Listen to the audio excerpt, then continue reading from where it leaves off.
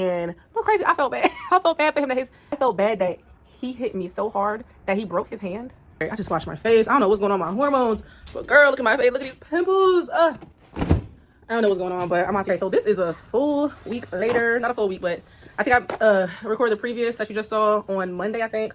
And now it is Saturday. Now it's Saturday because I just can't.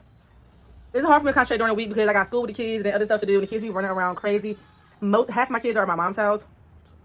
4 of my kids are at my mom's house. The rest are here. You are gonna hear my babies in the background a little bit. They're in their room. I have a movie on for them, but yeah, they're probably gonna be in and out. When they walk in, I'll just pause the video. But where was I? I'm trying to think. I went and watched, like, edited the last part because I had all this unnecessary stuff in my videos. Like, I don't know. I gotta realize it's a difference between, I be trying to be so authentic. I'm like, nah, I gotta tell it like it is. I gotta tell everything that happened for real, for real. And I gotta really be sit down and tell myself, listen, especially when I watch these videos back, like, girl, that's unnecessary. You ain't gotta, like, I realize, like, I do not owe everybody the full of everything. I can leave out parts that might be sensitive.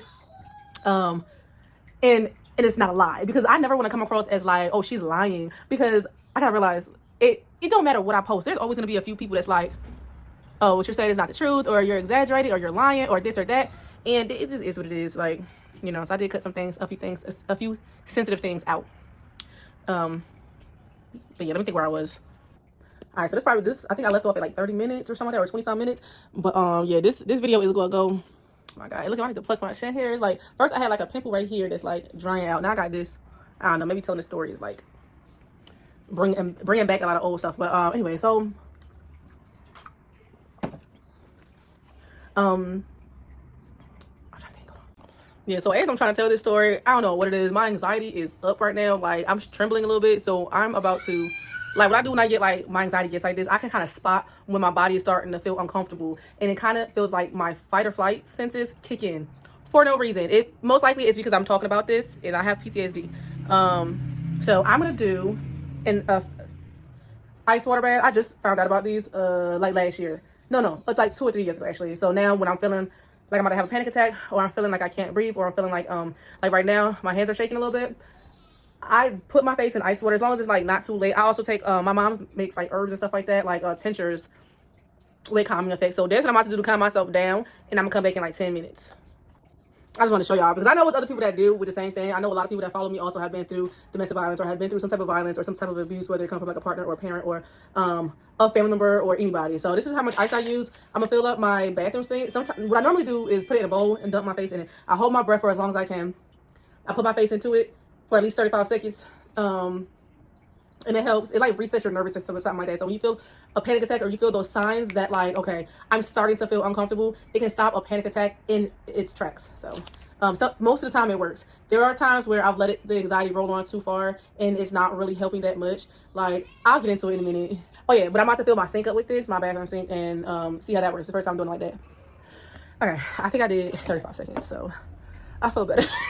I know I look crazy, but and that just goes to show, like, even though it's been, I mean, the part of my story I'm at right now took place about 12 years ago, but I do still deal with the effects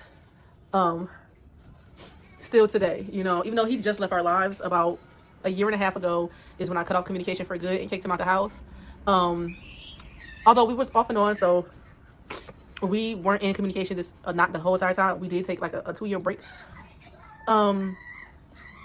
You know, when he came back to live with us, he wasn't as abusive. Like, the abuse and the way it took place did mostly happen in like 2013 to 2015. After that, I'll get to it. But yeah, I still deal with, especially like, it's tough, especially like being sober. At least when I was drinking, not at least, like, it was a better thing when I was drinking, but drinking to numb this crippling anxiety that I get at times, it does make it so you really got to put the work in to be sober. You got to put the work into with dealing with anxiety and dealing with depression and dealing with mental health things, because, you know, I don't know, it's like anyway, my mom gave me this stuff. She makes like different light tinctures and stuff like this, and I don't know, I've been meaning to do a YouTube series with my mom and her teaching me how to make this. I do want to learn how to make these things. I don't know how to make tinctures, but I don't think it's hard to make. So this one is It's for relaxation, anxiety, sleep apnea, and mood. I deal with all of those things, including sleep apnea. Like I should be using a CPAP machine when I sleep, and I don't. So I'll just be not breathing sometime in my sleep, and it affects all of this and all of this. I'm pretty sure. So sometime in the next few months, I am going to get a new CPAP machine. But right now, I really want to work on losing weight, and because I'm pretty sure that's got a lot to. But this is skullcap German. I think she put GER, so I think that's short for German chamomile, passion flower, oat straw, ashwagandha, eucalyptus, valerian, peppermint. So this time I just take a dropper like this under my tongue. I don't know why I was stirring this like this. So this is just water. All right, so let me get back to the store. Let me check on my kids. Reconnect. Oh, I see one trying to, he looking up at the camera. I got a camera in my kids' room so I could, keep track of what they're doing. He knows I see him. It's so funny. He's looking directly. Oh, you know what? He might be looking at the TV. Anyway, okay, so after that whole situation happens, basically, eventually, I move out. I'm back in my mom's house. We couldn't keep track of the rent anyway, because the rent was too much money, and he ended up getting fired from the pool company. I was still doing my little side hustle, or whatever online, where I was making money online, but I wasn't making enough to cover the rent. So we got kicked out. I went back to my mom's house. We moved back in. We trying to get into the apartment at this point because we had got kicked out our last place. I went to my mom for like, I want to say a year or like 6 months or something like that. A few months later, we trying to move back in together because we don't like being apart from each other. So we found another apartment. This was a slumlord. This was a 3-bedroom apartment though. So I was happy that we was able to get a bigger house. It was in a hood, and I didn't know it was in a hood because when I first listen, I'm from the suburbs, raised in the suburbs most of my life. We moved to the suburbs when I was like 8, so that's really all I know. I would not have, well, maybe I would have, but I didn't know this was a ghetto neighborhood. I really thought this was a nice neighborhood because when I went to tour the apartment, oh my God, I feel like I'm dizzy. Hold on. I honestly don't know if I'm feeling dizzy because if I need to eat something, my sugar is low, or it's feel like anxiety. I don't know. Like this is honestly the first time I've ever sat down and told the story from beginning to end. Obviously I'm skipping a lot of parts because, you know, I can't go through everything that happened, but just kind of like telling like the highlights that stuck out to me. So I don't know, it's like it's bringing up a lot of different feelings, especially now that I'm getting to like the traumatic parts. Yeah, so but yes, we found an apartment. We moved in the wintertime. In the wintertime, it's like nobody outside in the wintertime, so we're like I said, we not realizing this is kind of like whatever. That part really don't matter. I don't know why I'm. So we moved into this new apartment, and we become like good friends with the neighbors upstairs because it was like a lady, her husband, and their kids. So we moved in there. Like all the neighborhood kids, like what I did like about this apartment is like everybody was friendly with each other. Like I would have, I kind of think this is kind of like where I'm like, I love kids, man. Like I love.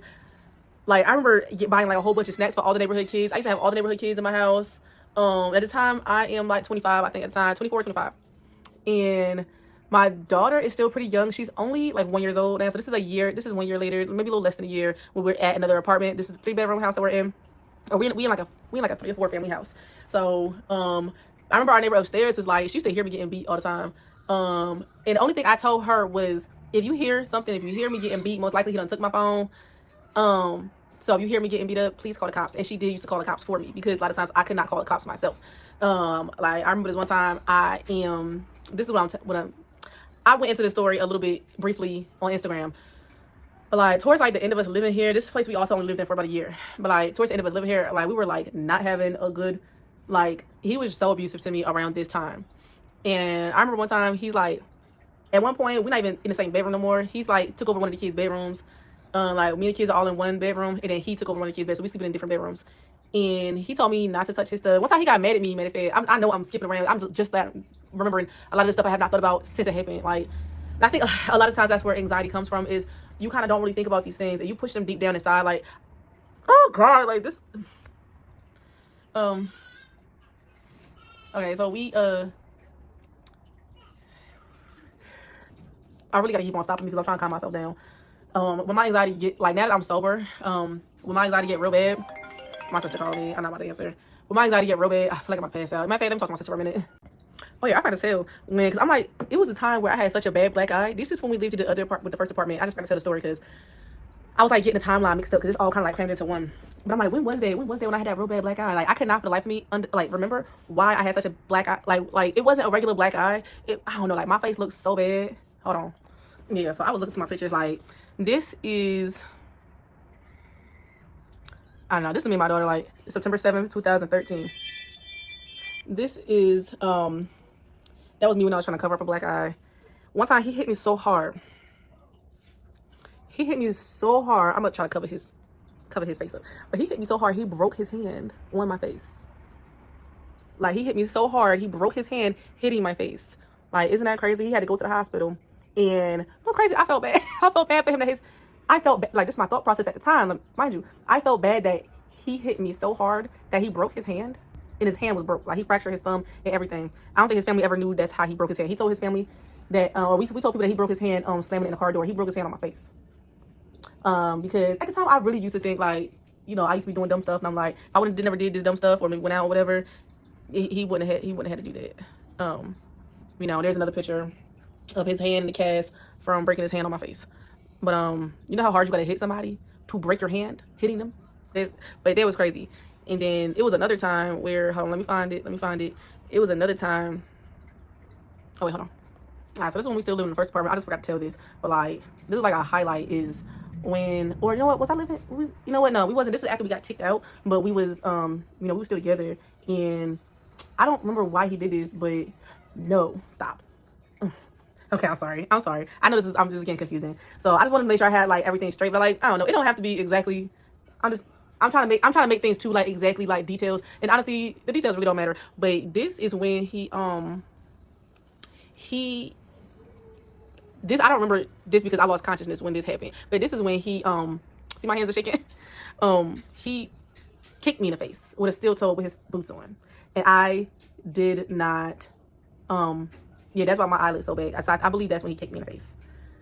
Mind you, this is like when that happened, I don't remember that happening. This is stuff like I guess he felt bad afterwards, and he used to tell me these things and tell me what happened afterwards when he was apologizing or when he was crying or when he felt so bad that he had to like own up to what he did. I don't really know, but like I said, like that I don't really remember that. He just told me afterwards that's what happened. So okay, fast forward back to now. I just wanted to tell those few things. I wasn't sure when those happened, but like now we in a new apartment, and we've been there a few months. It's been like hell because just like a few of the things that was going on. So this story, this little part, I don't remember this.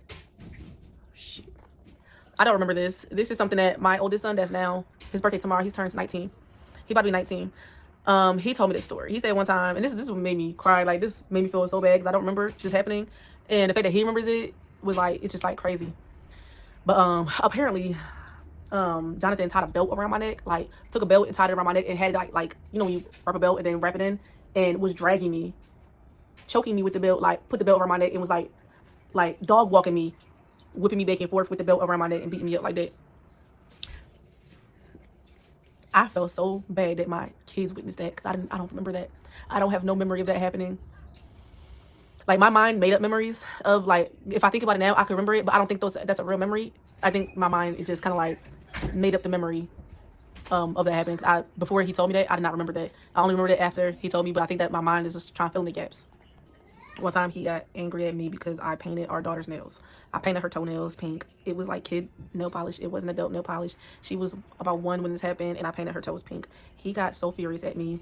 He put his hands on me for that, mushing me around. I don't think he beat me up real bad, but he did put his hands on me, and he had me in the corner scared because he said I was teaching her to be a hoe like me.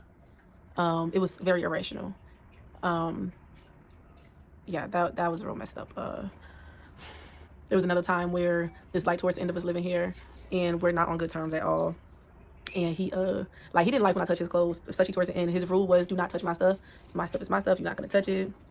And but we was about to have company at the time, and I told him, he had a pile of clothes. He used to leave his clothes everywhere, had a pile of laundry that he was gonna do, but it's been sitting there all day, like since the day before. And I'm like, well, we about to have company. Can you pick your clothes up? We about to have company.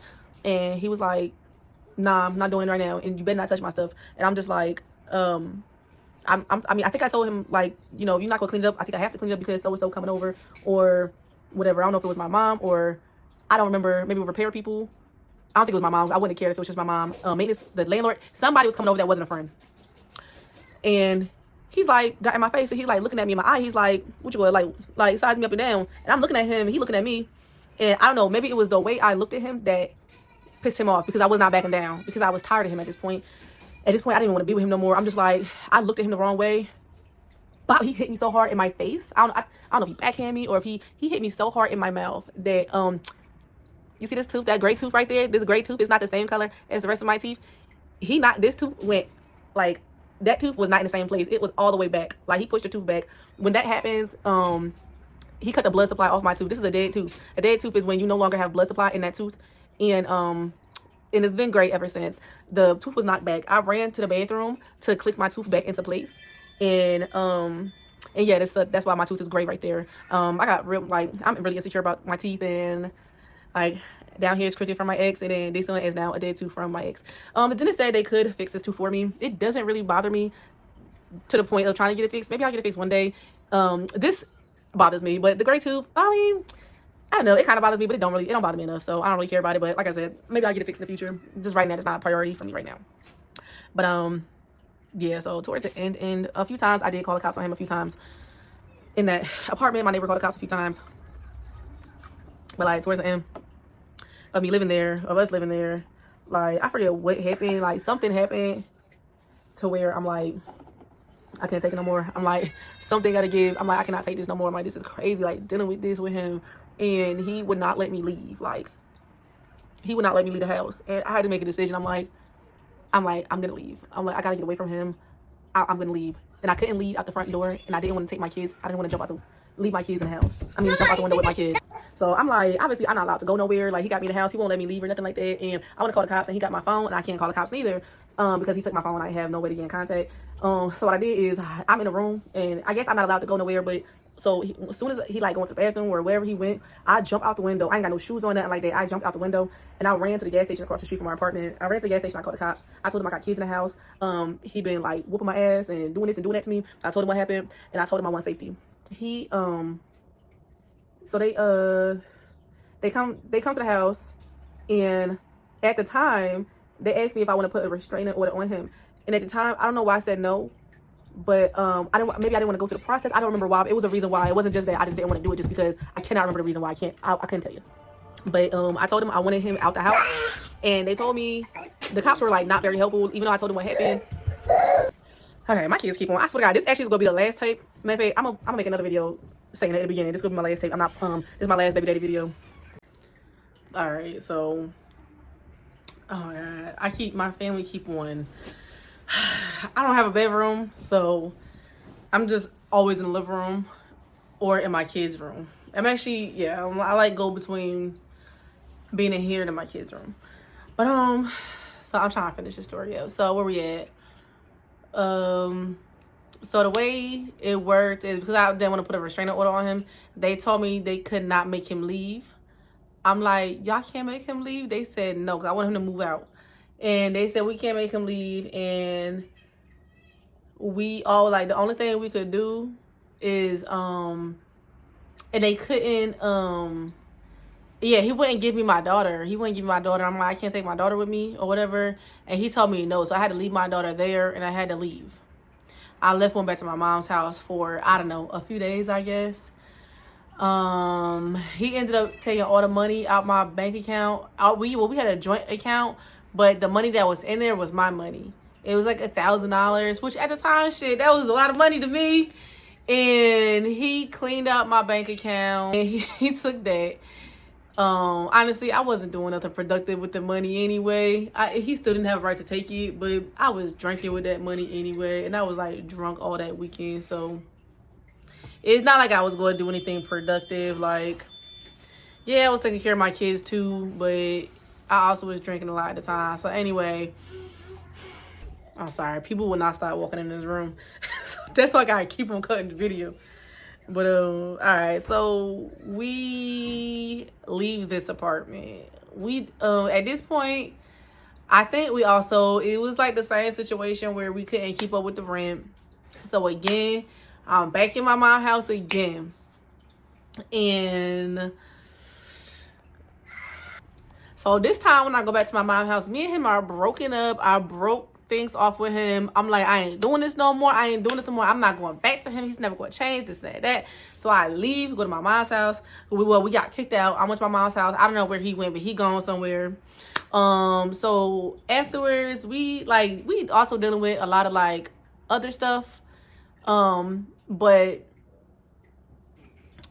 I can't remember. Oh yeah, so I'll go back to live with my mom. He go back to live with his dad. We did start hanging out again, but we were not back together. We had broke up, but we was hanging out again. But like I said, we're not together. I guess we made up. I don't know. So, but we just friends. We just friends, co-parenting, because we still got kids together, or we still have a daughter together. Because this is all within this like year. I left my debit card or something like that at his place, at his dad's house. And my cat. Oh my God, I'm so hungry. I'm about to order food, man. But, I think I'm gonna order Taco Bell. I don't know. I hate that I keep having to take money out of my savings account. Like, I had saved it was like $10,000. And I just keep on dipping into my savings account. And I don't know, but think about me, when I save up money and I have to dip in my account, I always pay myself back. Like, if I know I want $10,000 in that account and I spend $200, I'm going to pay myself back. And that's how I work with my savings account and saving money and stuff like that. So right now, I have like $9,000 or something like that in my savings account. So whatever I took out of my savings account, which over the past few days or over the past week to buy like groceries and food and stuff like that, I think I took out three or $400. I'm gonna pay myself back as soon as I get paid, and I get paid sometime. I get paid twice this month from a sponsorship and from my Facebook monetization. Even though it wasn't a lot this month because I was suspended for like 3 weeks in December, so it's only like $1,500 or something like that. But the month before that, it was like 5,000. But I'm so hungry. Okay. I'm trying to think. Okay, so I had left my debit card at his house, at his father's house. And his father, like, whenever I come over, his father be at work. So the very next day after, I left my debit card over there. I call him, I'm like, yo, mind you, we are not back together. This might be weeks later. We're not together. That's very important. We are not together. I'm pretty sure he's dating other people. I don't know. I'm not dating. I'm just whatever. But we're not back together. I need a ride to go get my debit card. So I asked my neighbor. My neighbor's a male. I asked my neighbor to take me. That was probably the biggest mistake, knowing how he is. But I told him, my neighbor, I'm like, I'm in my neighbor car. We coming to get my debit card, blah, blah, whatever. This was not a boyfriend. This was not somebody I was dating. This was my neighbor. And I've known this boy, because we're still in our early 20s. We're kids. And I've known him since middle school. We went to school together. And I've known him since middle school, whatever. So me and my neighbor go to his dad's house to get my debit card. And as soon as we pull up, my baby father, Jonathan, sees me and he yanks me out the car so fast. Like, get the fuck out the car. He yanks me up out the car. And then my neighbor pulls off. Like, when I say my neighbor, we didn't live right next to each other. When I call anybody that live in the same town as me, I just call my neighbor. We lived in the same town. So, baby, that was the last time I've ever seen him in my life. I've never seen him or talked to him after that day, which is crazy because I'm like, if somebody could do that, like, I wasn't expecting him to have my back. He didn't have to have my back. He didn't have to do anything. Because, yes, I kept putting myself in those situations.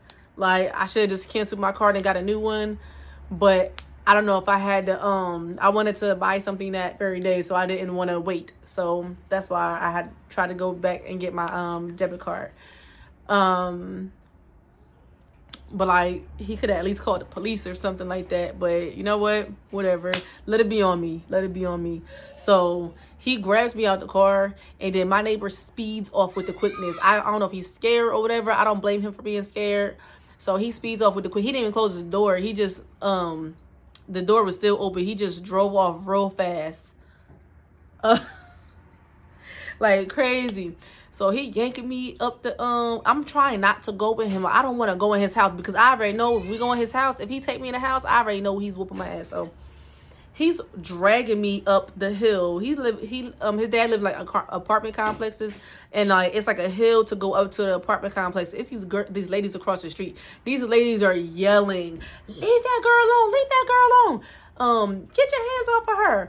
And they're trying to like get his attention, like, "Yeah, we see you. Get your hands off of her." These ladies is trying to help, but he's too fast. He drags me up the stairs. He takes me. I'm fighting the whole time, trying not to go in there because I don't want to be alone with him. So, but I guess he was just mad that I was in this other man's car and he didn't know this man. Although I'm pretty sure he met him before, but whatever. He didn't know him, so he dragging me up the stairs. He taking me in the hallway. He dragging me up the stairs in the hallway, pushing me around, knocking me around. We get in the house. He pushes me down in the house and just starts beating me up.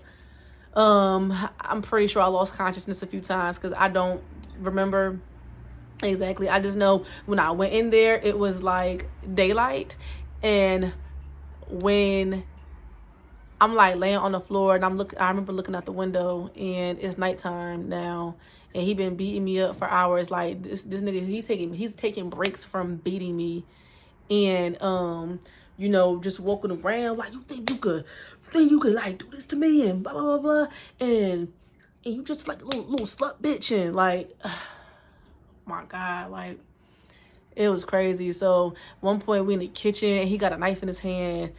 And he's like, "Bitch, what I tell you? Like, I told you I'll slice you up. I'll slice you up." He presses the knife against my. That's what this scar. You see this scar right here? Can you see it? That's where that scar come from. He pressed the knife against my face and then pressed it so hard that he's cutting into my face, and he sliced my face. He sliced my nose. And I'm just like trying to figure out. I'm like, I think he's gonna kill me. I think he's gonna kill me, man. He's gonna kill me. I gotta get away. He's gonna kill me. We making so much ruckus. I told you the police station is right there. Somebody did call the cops. Somebody called the cops, and the cops is. But it's a big building. It's a nice neighborhood too. But it's a big building, so the cops are there, but the cops are knocking on all the doors trying to figure out where they don't know which apartment it is, so they are trying to find me because they hear it. They hear me screaming, and I've been screaming for a while. I don't know how much time. I have no clue. It could have been 5 hours past. I don't think it was that long. I think it was maybe 2 hours, but it was getting dark, and then, you know, like I said, when I went in, it was night. It was light. And then at one point right before we left, it was dark. And he just beat me for a while. So after, like, my face is all bloody, I'm all messed up, man. And I'm on the floor just crying, and it's hard for me I can barely move, and he is just in a rage. Like, he's, you know, and he used to choke me until I couldn't breathe, and then I would start passing out, and then he would let me go, and he'll do it again, put me in a headlock, start choking me until I couldn't breathe, and then let me go. And he would just do that, and like that was, I think, the scariest part. You know, it was crazy thing. I always wanted to learn how to like defend myself and like fight. Like, my whole dad's side of the family know how to fight, but me. I cannot fight to save my life. Like, I mean, I think if I got into a fist fight with somebody of the same sex, maybe not right now, but maybe back in the day, I could probably like do something. But like, I mean, like karate, like martial arts fight. Yeah, my whole family know how to do martial arts. my dad's side of the family. Like a lot of them is like, because my uncle owned a karate gym, and most of my father's side of the family was in karate. And my dad wanted to put me in karate when I was young, and I don't know, he just never did. He said I didn't show interest in it, and maybe I didn't at the time, but like that would have came in handy. But the one thing he did tell me how to do is he told me how to get out of a chokehold if somebody is choking me. So I always knew how to, as long as he didn't put me in a headlock, because if he put me in a headlock, I really could not breathe. But when he was like choking me like this, like, which it would be like this, he would be choking me like this, I always knew how to get out of that. And he hated that when I used to unlock his grip, because when somebody is choking you like that, you supposed to bend their thumbs back like this, and then they have to. So I used to always, that was the one thing I did know how to do to save my life, is to break them thumbs back, baby. I used to break them thumbs back, man. But so but in this case, I don't know if I was doing that. Like I said, I don't remember exactly everything, because I don't know. So so eventually the cops find the apartment, and they knocking at the door. Police, open up. And he told me not to say shit. He's like, don't you fucking say, like, don't you not say nothing. So I'm like, I ain't gonna say nothing. So I'm still trying to play smart. I'm trying to wait for the opportunity to escape. So he takes me and he makes me leave out the fire escape. He's like, we gotta go. So I leave out the fire escape with him. We going down the fire escape, and then we run to a parking lot, and we inside the parking lot, just he walking back and forth like he don't know what to do, like we gotta figure out blah blah. And I'm just sitting there, like I'm sitting on the floor, I'm sitting on the ground, like I don't know what to do. I just remember sitting on the ground in this parking lot, and he doesn't seem very angry no more. Like the fit of rage kind of went away, and now he just trying to figure out how we gonna go this way or that way or whatever. He's like, all right, we gotta move from here because the police gonna come down here or whatever, so we gotta move from here. So he takes me, and he's like got me by the back or whatever, and we're in my mind, I'm like, as soon as I get to some people, I'm making a scene. I'm getting out of this situation, because at this point I'm like, F this. I want to just, oh my God, at this point I just want to go home to my kids. I just want to go home to my kids, man. That's all I wanted to do, was go home to my kids. So hold on, I'm checking out my kids now on the camera.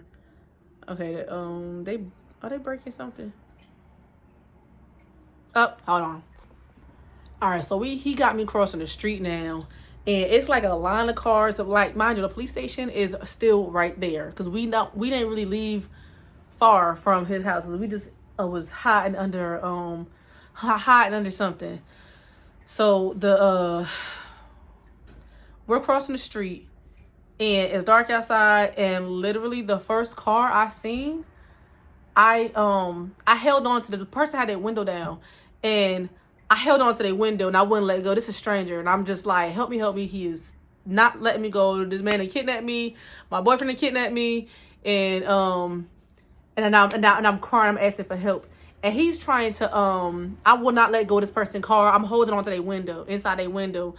I couldn't even tell you if this was a man or a woman. Like, I was in complete like fight or flight mode. So I'm holding on to this person's window. I'm pleading for help, and I'm crying.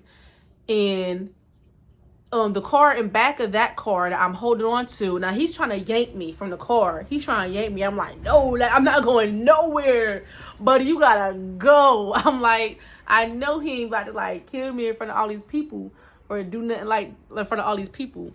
The car in back of them gets out the car, and he's like, hey, what's going on here? Leave her alone and stuff like that. And he's like, oh, no. Like, I'm not even doing that. She just drunk. She don't know what she's saying. She's drunk. She don't know what she's saying.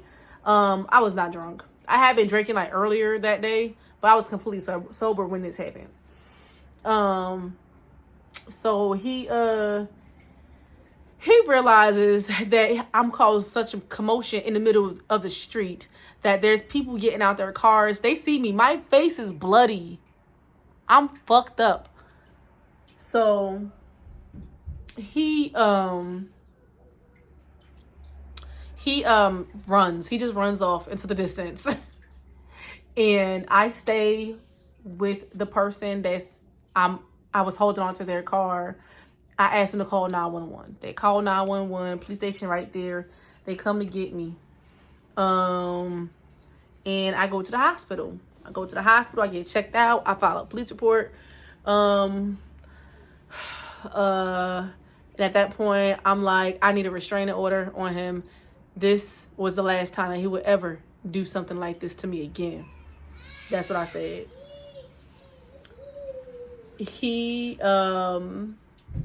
They put out a warrant for his arrest. I put a restraining order on him. It was a temporary restraining order, but it was a restraining order. He gets arrested a few days later because they had to serve the warrant to him and they couldn't find him for a few days. They did find him 5 days later. They served him the warrant. He went to jail. He was in jail for, I want to say, 6 months. He was in jail. He did write me a letter from jail apologizing and everything like that. Later on, he did tell me he was not even apologizing. He said, I just wanted you to drop the charges. That's the only reason. But it wasn't me. I wasn't really pressing charges. It was the state that was pressing charges. But I was cooperating with them. I cooperated with them. I got something called victims compensation. Victims compensation is like they pay for you to be hidden. So the state paid for the department to hide me from him. So I did that. What else? They hide me. I'm living in a new place. I was gonna put the letter that he wrote, 'cause I still have it somewhere. I still have it. I was reading it the other day. I'm like, oh dang, I forgot all about this. Matter of fact, hold on. Yeah, I'm gonna put the letter right here. This is the letter that he sent me. Y'all can pause it to read it. But so yeah, that's the letter he wrote me from jail. I guess just apologizing for, what he's done. And like I said, he later told me that he didn't even really mean nothing he said. He did not really care. He just wanted to get out of jail. Didn't want me, whatever.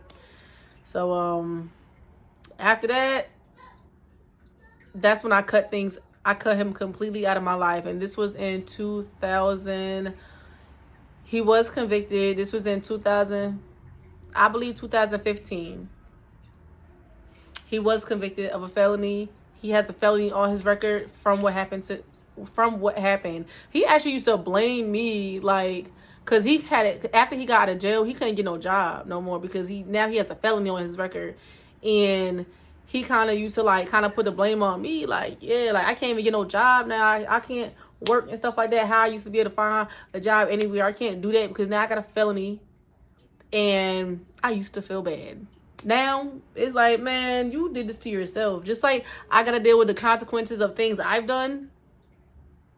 And I had to deal with the consequences afterwards because I wasn't living right and I wasn't doing right. You know what I mean? Like when I've had to deal with consequences too over things that I've done.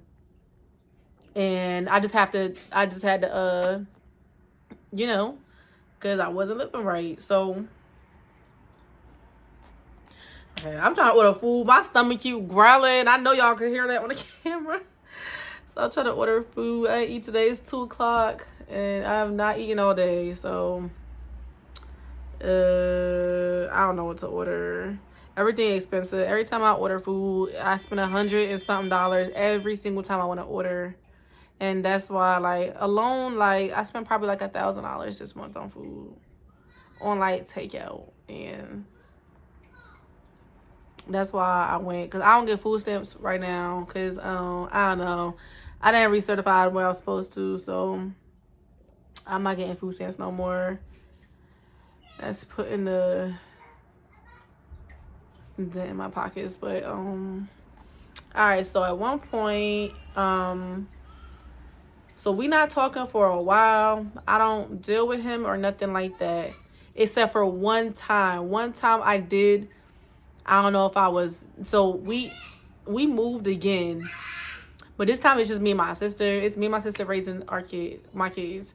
Which is her. We you know, me and her doing a parenting thing together. She's helping me raise my kids.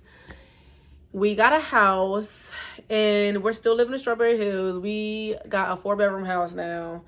It was nice. Like, I really liked that house. That house was cool, man. It was an older house, but it was a house, and we're renting this house. We rented that house for like 1 year, but the rent was just too expensive.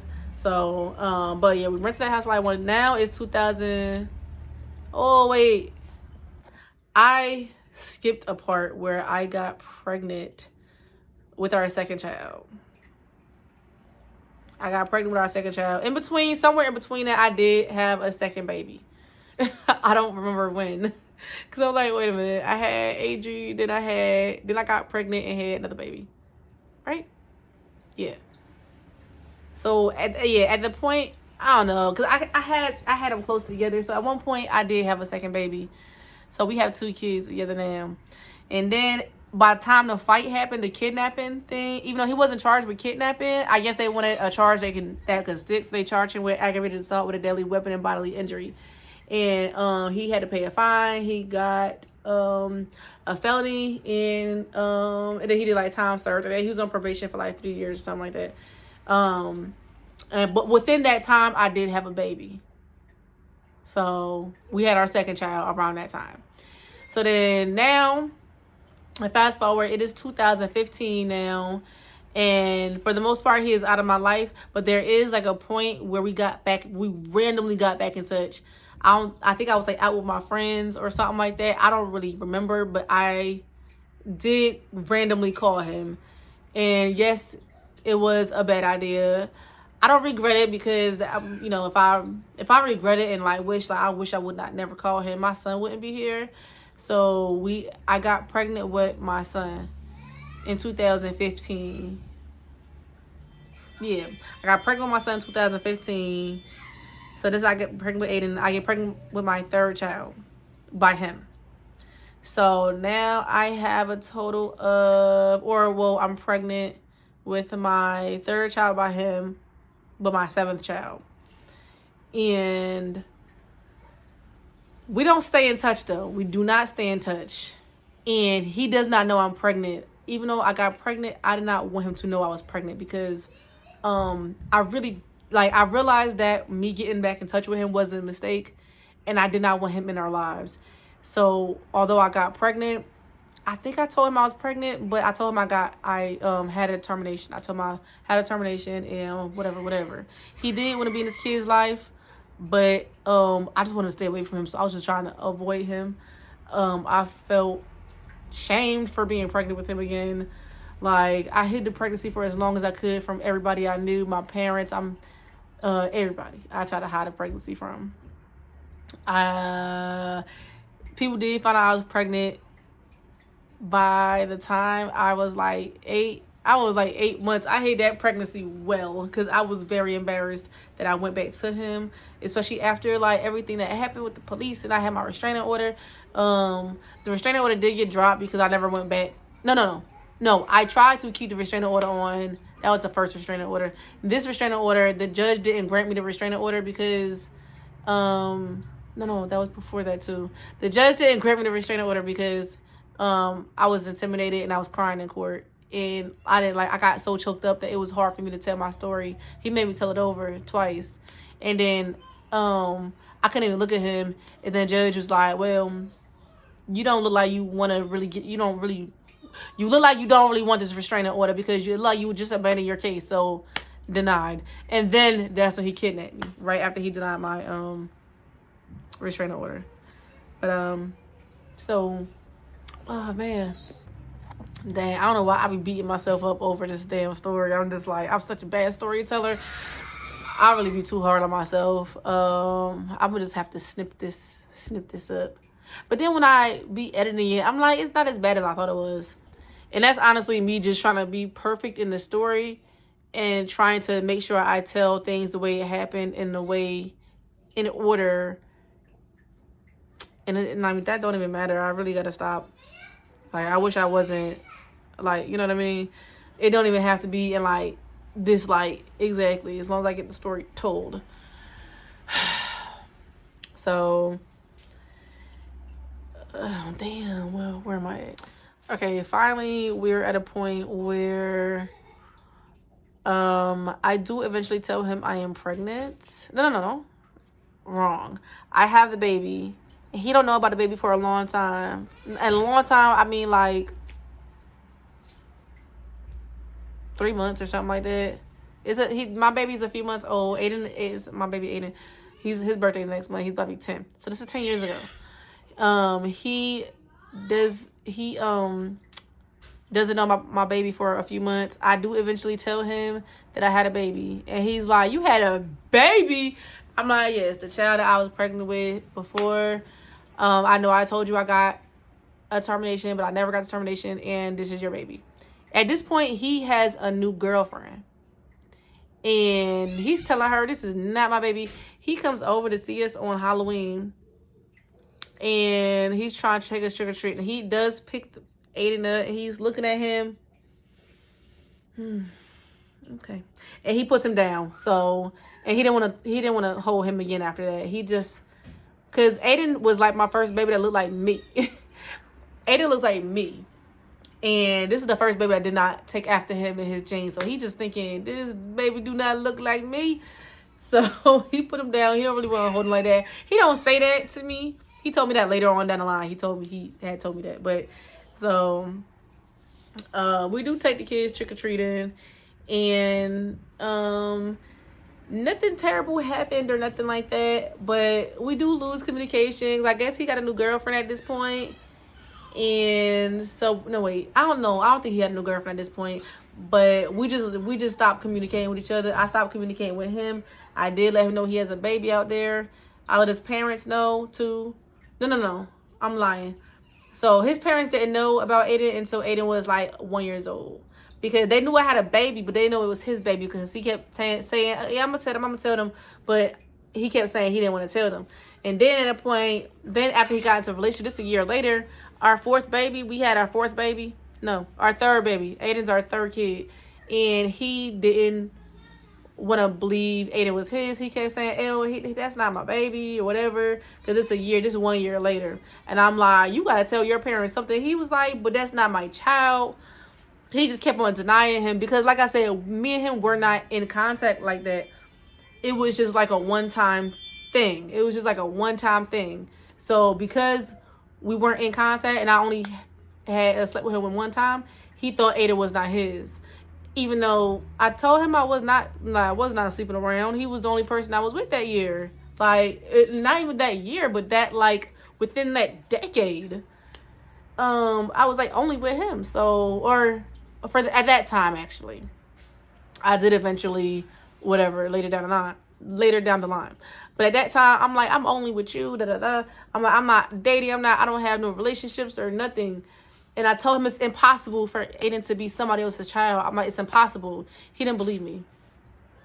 I guess because of the situation where he, like, anytime he seen me with another man, even though I had, like, very platonic male friends, he just thought I must be sleeping with him, whatever. And I'm sure this all boils down to because I have 4 kids and I met him. So, he in his new relationship now, and Aiden is like 1 or 2 years old at the time, because like some time had passed, and he's just like, I'm like, take a DNA test. He don't want to take a DNA test. I'm like, we could do it right from the comfort of our homes. I found this place called Quest Diagnostics, and if you want to take a DNA test at home, you can. It only costs like $100 at a time, and so I had to pay for the DNA test myself. And I had to pay. He didn't want to take the DNA test. He did not care. He's like, I'm not taking no DNA test. That's not my child. I told him I would give you $100 to take a DNA test, because I was trying to prove that this was his baby to his family, because his family thought, okay, maybe it's our grandchild, maybe it's not.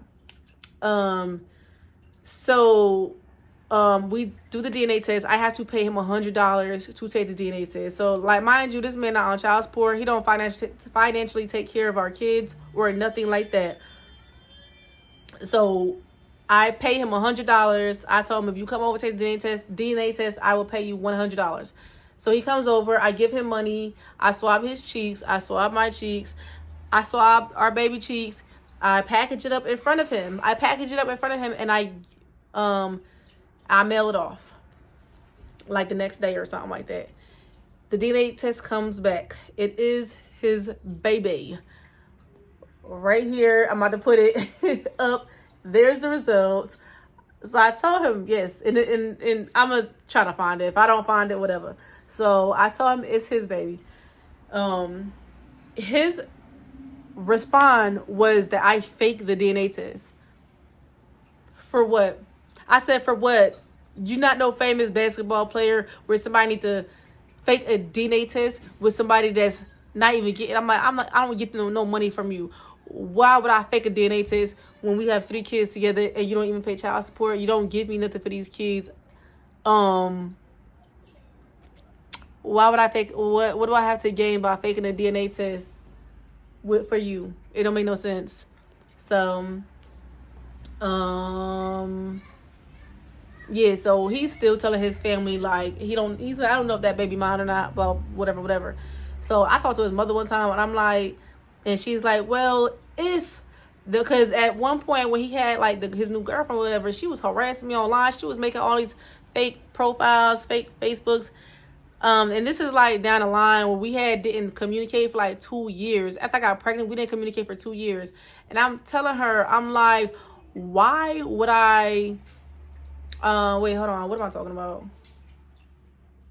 I lost my train of thought. But anyway, she's making all these fake profiles, stuff like that, because saying, oh, you want my man or whatever, you want my man. I'm like, I do not want nothing to do with him because he was abusive to me. And I guess he used to like say things to make her jealous and like throw my name in there to make her jealous or something like that. I don't know what was going on, but my name kept on. This is like 2 years of radio silence. 2 years we didn't have nothing to do with each other. 2 years of not talking to him. Because like I said, Aiden is 2 at the time. So this is like 2018.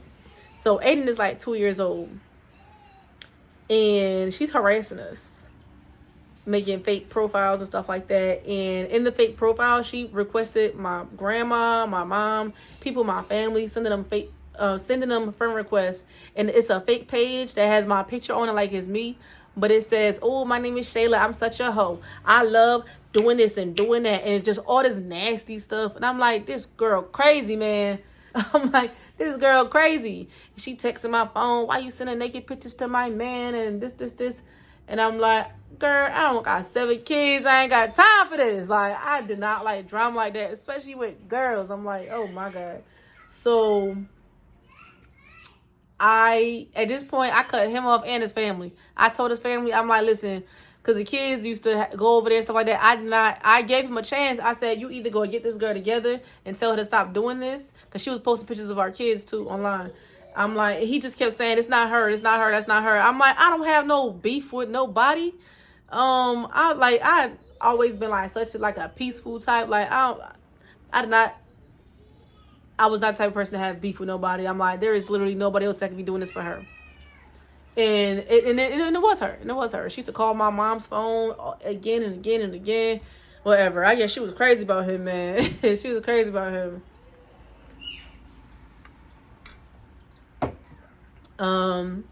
He ended up getting her pregnant. They have a baby together. So I cut things off between her. He told me she was pregnant. I congratulated him and everything. Like, I was willing to work things out to co-parent with each other. I know, stupid.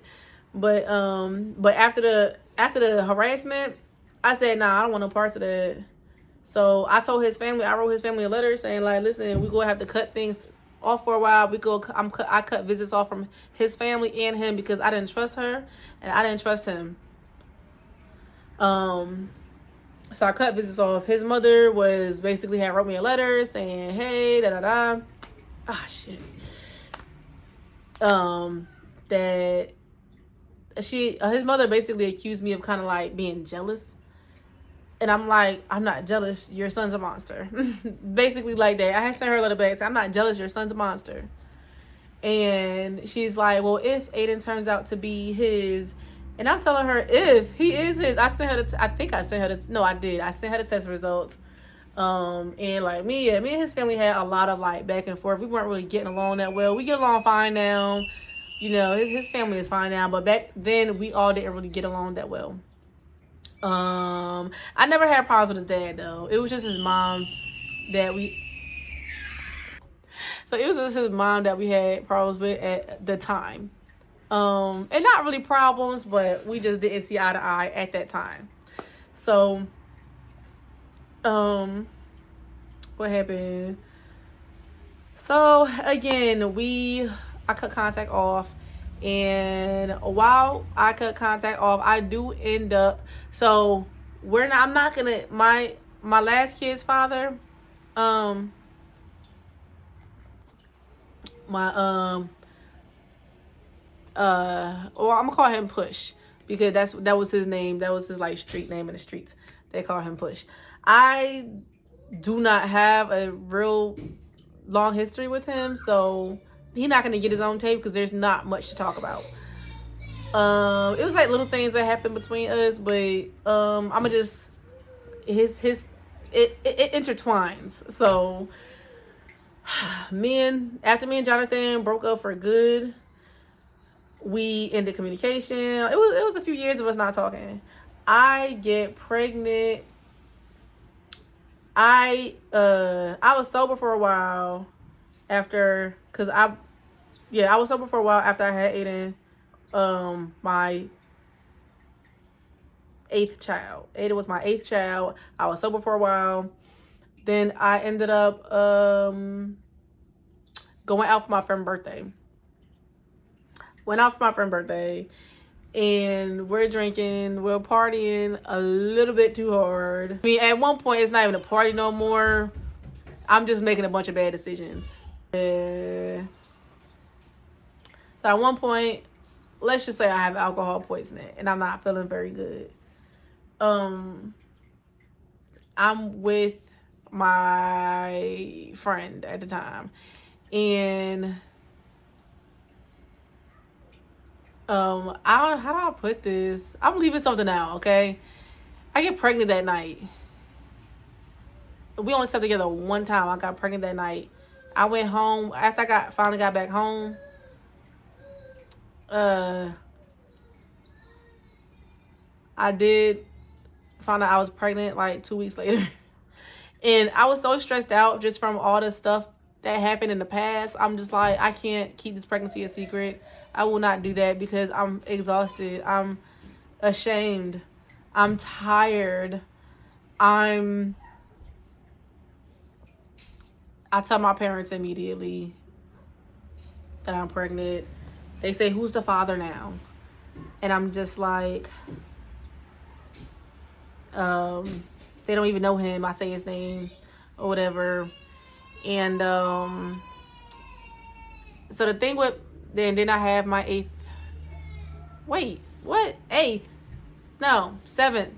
Aiden was my 7th child. I'm sorry. And then Avery was my 8th child. I can't count today. And so I give birth to Avery, and I don't know, he wanted to be in a relationship with me because he did like me, but I'm so broken from my previous relationships, and I do not trust myself. I'm like, I have the worst taste in guys. I don't want to be in another relationship.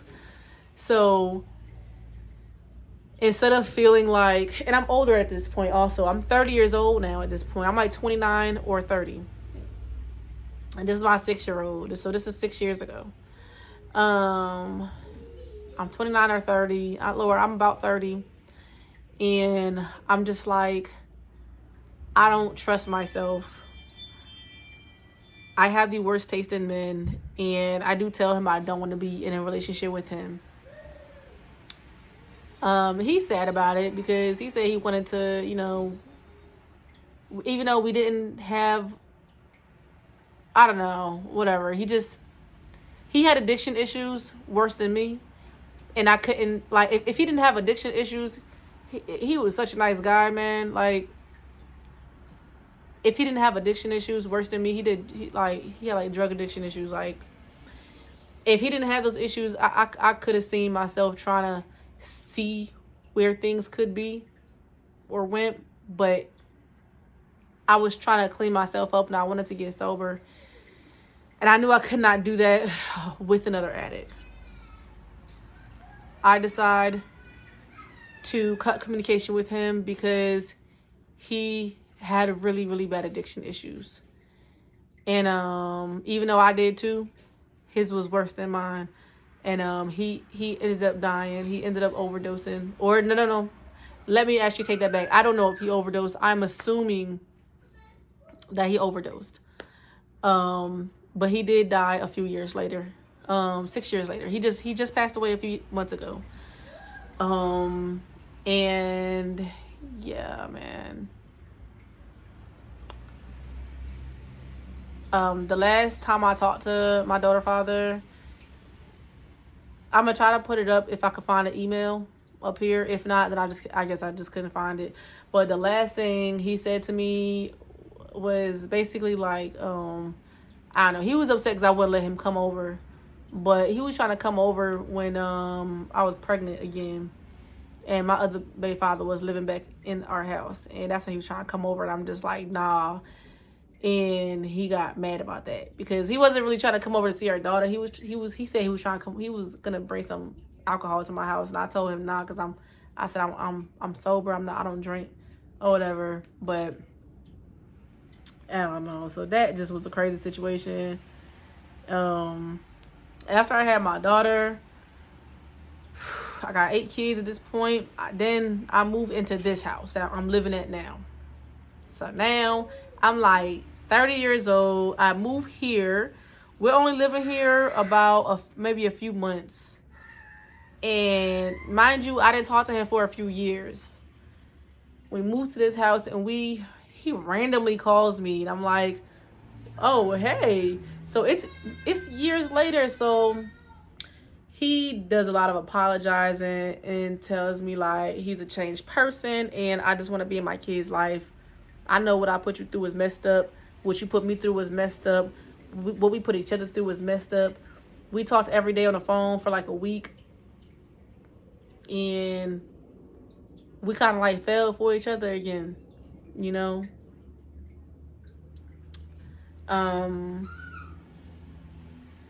So in my mind, I'm thinking, well, maybe this time will be different. I don't know. But I did think that now that he's older, maybe he's changed. So we moved here in 2020, in January 2020.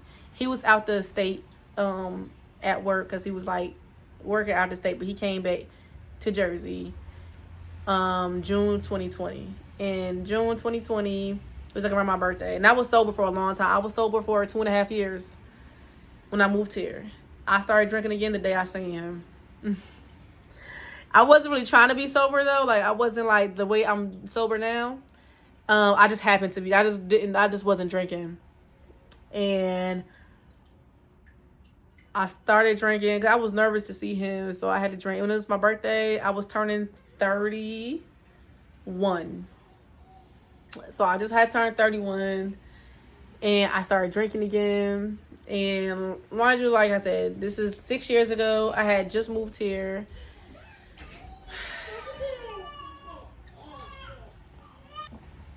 Alright, so after he moved back with us, so like I never told him he could move in this house.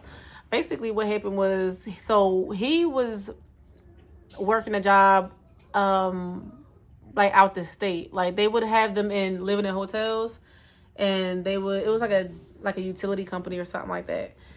And so, but when they weren't living in the hotels, they would all get a break a week or two to go home to their families. So every time he got a chance to go home to their families, he would stay with us for like 2 weeks while he was got his like go home break, and then he would go back to work. And that was like that for like a year. So in 2022, or maybe like the end of 2021, I ended up getting pregnant, and we had another baby. This 3 years ago, because our baby is 3 now. So we have another baby.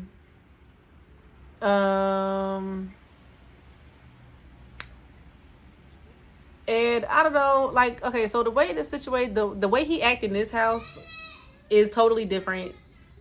Like, he wasn't that okay, when I say he wasn't that abusive, what I mean is, like, he didn't beat me every day abusive, but he was, like, he would talk to me crazy still. He was still abusive. He was still verbally abusive. He was still intimidating. He was still, like, get angry and stuff like that. Like, that part didn't change.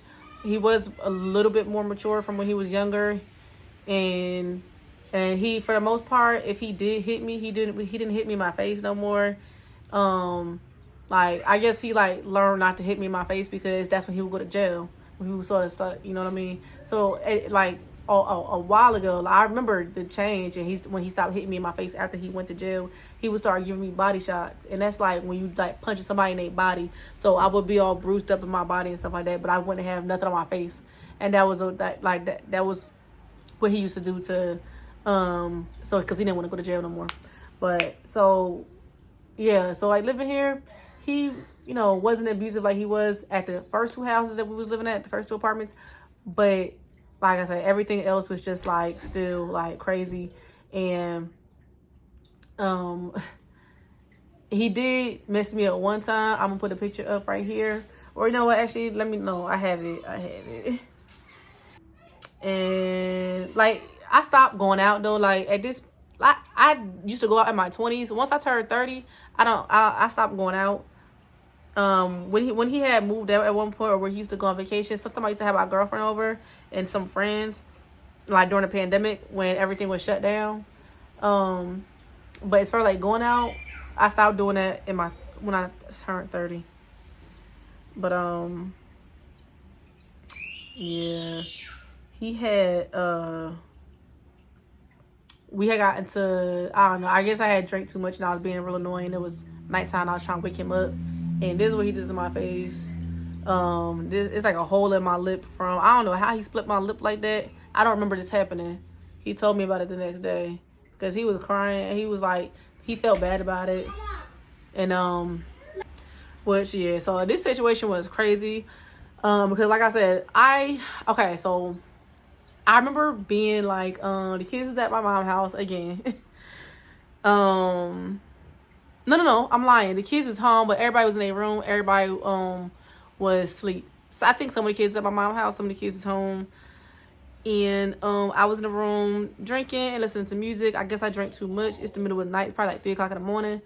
And at some point, this part I don't remember. The last thing I remember is I remember drinking and listening to music, and that's what I used to just like to do. I just used to drink and listen to music, and it was just a way for me to kind of like escape reality, is drink. And I love music, or I love watching comedy specials, and I could just hang out by myself for hours and have drinks, and it was just fun to me. That's what I did for fun.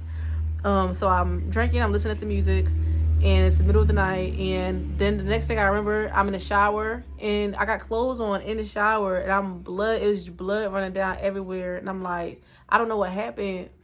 Maybe I lost consciousness. I don't know. But, no, I think he did say, like, when he punched me, I think he did say, like, I fell down and wouldn't wake up at first, and then he gets me in the shower, but my shit won't stop leaking. So we had no choice but to call an ambulance so I can go get stitches, because my shit was not stop. It would not stop leaking. I was bleeding. I needed stitches. So, yeah, like, I went to the hospital. They asked me how it happened. I told them and I believe this. He told me I was so drunk that I slipped and fell and hit my lip on the corner of the, table. And that's what I told him, because that's what he told me, and I believe that happened. He said I slipped and fell. So, they stitched me up. This is how I look like a few days after I had my stitches. This is when I still had the stitches in. They stitched me up, came home, and yeah, like I remember I had these paintings sitting over here. They were like remember the black and red paintings I used to have in my videos before I did like the pink theme. There was one of these paintings that had like a blood splatter on it. Like I guess like when he hit me, the blood, I don't know, my shit splattered all over. It was all over the wall. He said it was blood all over the floor. He cleaned up all the blood before. What I'm about to say? Oh my god, my stomach, I'm so hungry. I'm trying to finish this story up so I can eat, but I gotta finish it. I gotta finish this because I want to start doing more like this. I don't want to do like real sad content and stuff like that, but I did think it was important. I really did want to tell my story. Like for the longest time I wanted to write a book, but I'm just like, the way my attention span is, it's really hard for me to concentrate. My kids are too quiet. I gotta check on them. All right, now they're fine because they shut the camera off. The camera, they always do that too. Every time I got the camera going, they shut it off. They close it. But okay. So damn, I forgot what I was talking about. All right, it's starting to get late now. It's 2:00. I told myself I was going to do this YouTube video, post it, and clean my whole house and do all this stuff. And now that it's getting so late and I've been trying to film this video for literally hours, I'm no longer cleaning today. I will do that tomorrow. Like I'm about to by the time I post this video, I'm gonna promote it real quick, and then I'm gonna eat and go to bed. And it's only 3 o'clock right now, but by the time I'm done with all of this and my food get here, I don't know, I'll clean up tomorrow. So you know, it's crazy, like when we, like ever since 2015, me and him have not gotten back together. Like even when he was living with us and stuff like that, we weren't back together. We weren't in a relationship. He did not, that was really mostly his choice. He decided he did not want to call it a relationship anymore. He did not want to get back together, even though we was living together and we had 2 more kids together. But he like made it like it was my fault. Like, well, you could have had a husband by now, like meaning him, if you would just act right. But you don't act right. So I'm like, okay, man. Honestly, he like, even though we've had our good times, he been treating me real messed up for over a decade. And yeah, man, I just was too blind to really like see things for what they were, you know. Like love is blind is a real thing. It's a real thing. I was real stupid, but you know, it is what it is. I can't change the past. I can't change things that happened.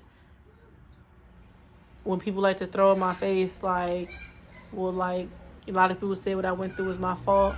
And well, not a lot of people, a small percentage of people. And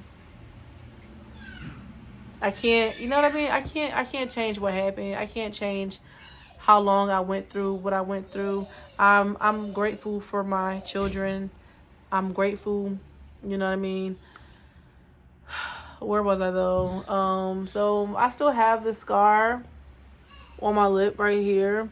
I was crying, not just because it hurt, but I was also crying because I thought I was going to have a nasty. All right, now, I done ate. I put my kids for a nap because I am going to finish this story.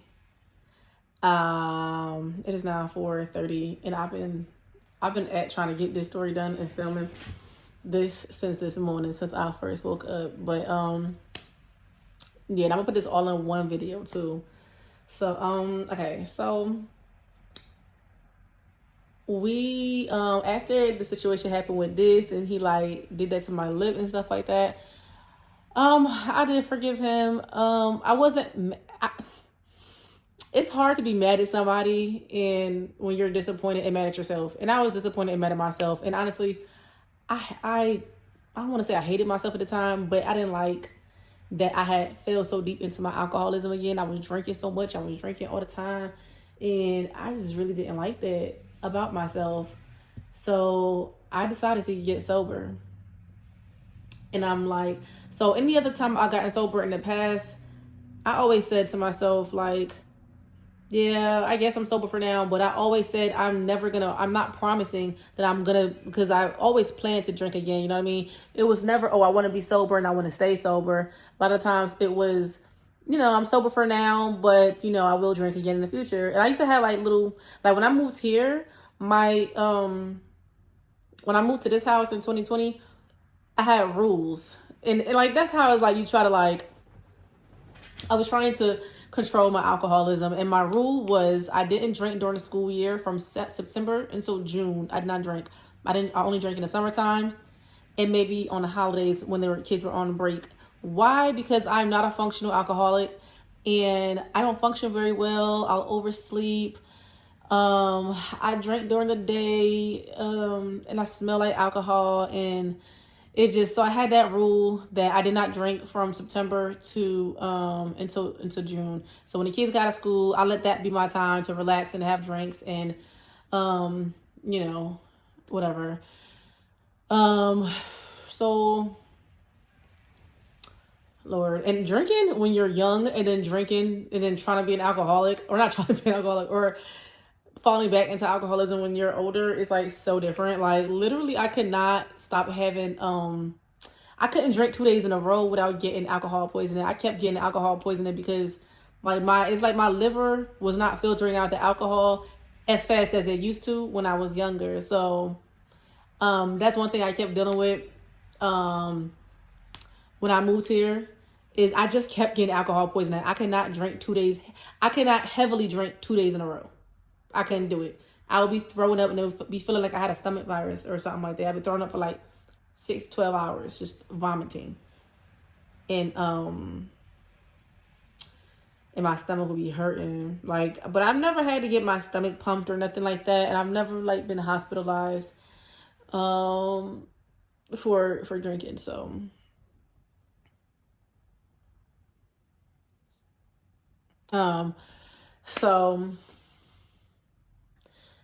So I'm still drinking. Okay, but okay, so that was my rule until he moved in.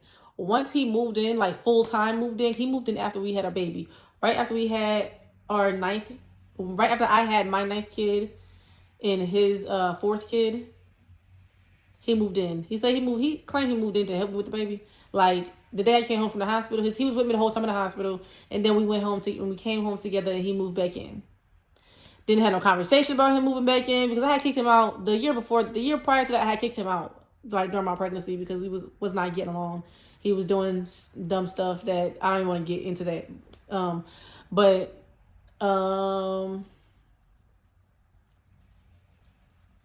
so okay, so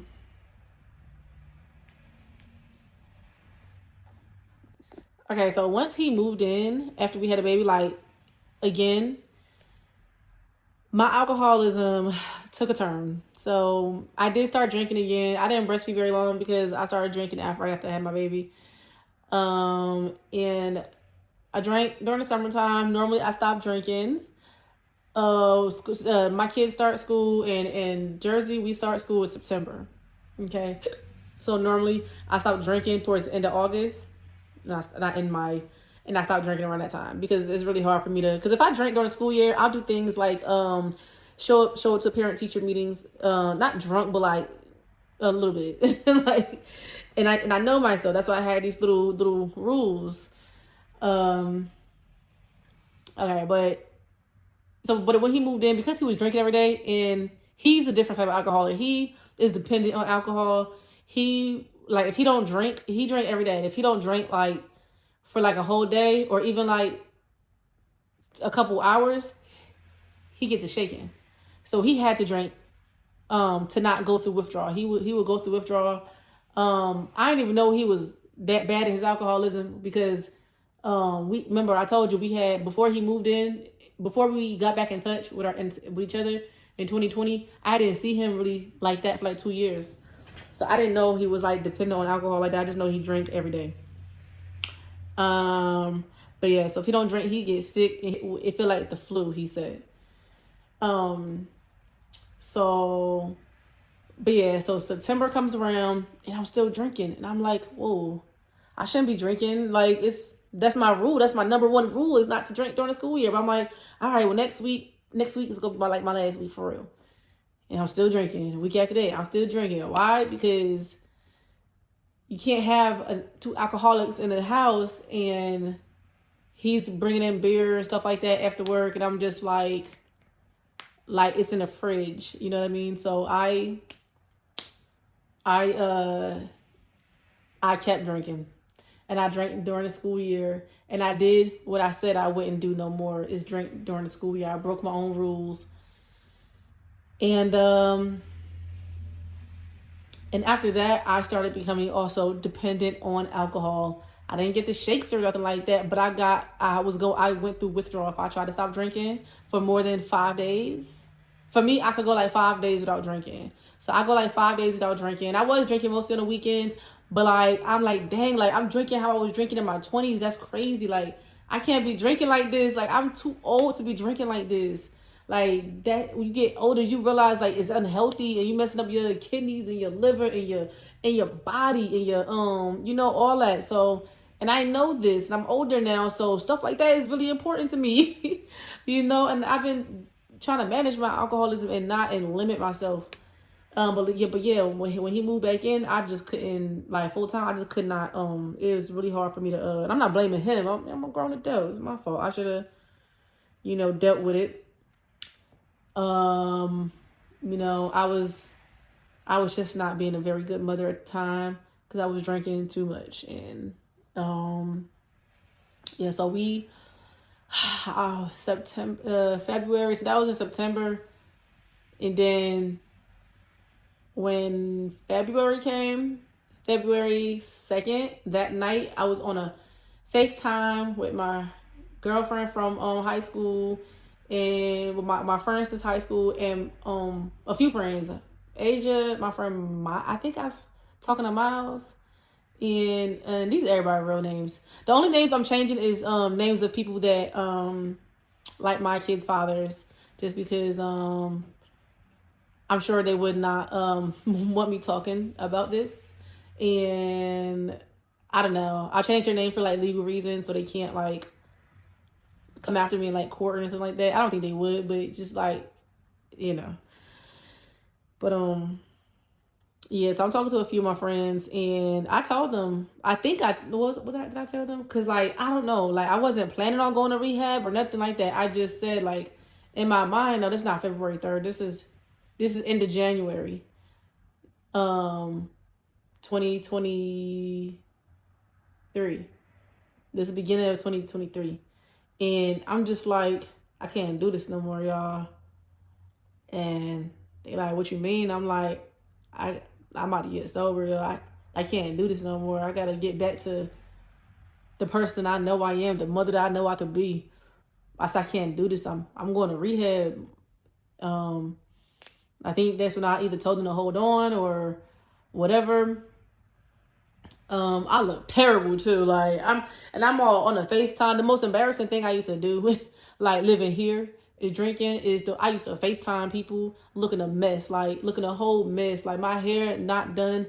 I'm slurring looking a mess 3:00 in the morning, because I always drink at nighttime when the kids went to bed. But then the next day I'll be so hungover and so like I can't, because I'm drinking till 3:00 in the morning. So, but anyway, I'm just like, I gotta get sober. I can't do this. So I call the hotline and tell them I want to get sober. I tell them I need inpatient treatment. I was always against doing inpatient treatment because I never wanted to miss time with my kids. And I always said I didn't want to do that because I don't want to leave my kids. But then I realized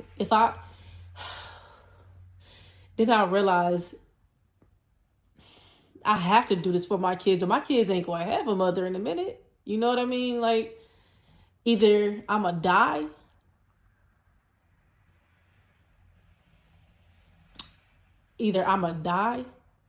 I'm going to get locked up, or I'm going to lose my kids to diapers. I'm like, that's the end result to addiction, period. So I knew I had to get sober. And like I said, I wasn't planning on it, you know. But I'm like, I gotta do this for my kids. I gotta do it for myself. My kids deserve a sober mother. So I called the hotline. I told them I want to come in. They said I'd come in tomorrow. And this was like 2 days before my daughter's birthday. So I said, okay. I spent the whole night drinking and talking to my friends and telling them what I plan to do. They all was so encouraging. Proud of you, Shayla. Especially Asia. I love me some Asia. I love her. She'll be under my post on Instagram. I haven't seen her in some years too, but oh, why is this on? So the next day, February 3rd, 2023, my oldest daughter, her 17th birthday was the next day, February 4th. And I was sad. I was so sad that I had to miss her birthday, but I'm just like, I'm so sorry for having to miss your birthday, baby, but the best thing you can have for your birthday is a sober mom. I can't wait another day because I might change my mind. So I went and I got sober. It was a 30-day. They wanted me to stay for 30 days, but I stayed for 5 days. I just did the detox. I did therapy for those 5 days. I did a detox. They gave me medication, and that's what I did. They said that I should stay because it's a higher chance of me relapsing if I try to go home early. But I told them I didn't want to stay. I didn't want to stay. I wanted to get home to my kids. And I knew it was my mission to not drink no more. Now, I recommend, for anybody else now, I recommend if they ask you to stay, just stay for the 30 days. You know, I just had a lot of anxiety. And I just wanted to go home. So I go home and now I'm sober. But this time is different. Because this time, I want to be sober forever. I don't ever want to drink again. I don't ever want to pick up a drink again. It's the first time I've ever felt like that, because I never felt like I had a love for alcohol because it helped me deal with my anxiety at the time, but it didn't even help me. It's a cover up. You're not really dealing with nothing. You're not really dealing with nothing when you drinking and covering up your anxiety and covering up depression or covering up forever feeling uncomfortable. Nightmares. So got sober. I made a few connections when I was there with other people that was there. I listened to other people's stories. Oh my God, this one guy, he was like my dad age, and the way he was so hard on himself. He was so hard on himself, and everything he was saying was like things that I think about myself too. And he was talking, I'm just like, oh boy, like I can't stop crying in that place. Every time we had group therapy, I'm crying. Even now, I'm just thinking about I'm crying because I'm just like, when you get sober, you start thinking about everything you did and the things that the people that you hurt and your family that you hurt, because all those memories come back to you, and then you just dealing with guilt. And honestly, that's like the kind of the cycle that I used to go through before. It would be like I would get sober and then I would think about, oh man, you did this, oh you did that, and I would start feeling guilty, and then I would drink again to just numb that guilt so I ain't gotta feel guilty no more. Y'all ever seen Vampire Diaries? Like that's why I love vampire shows, is because like vampirism, I know this sound crazy, but for me, like vampire shows or anything like has to do with vampires remind me so much of addiction and people that deal with addiction issues. You ever see Vampire Diaries, how they had like turning the switch off? I feel like turning a switch off is like, that's like alcoholism when you're drinking.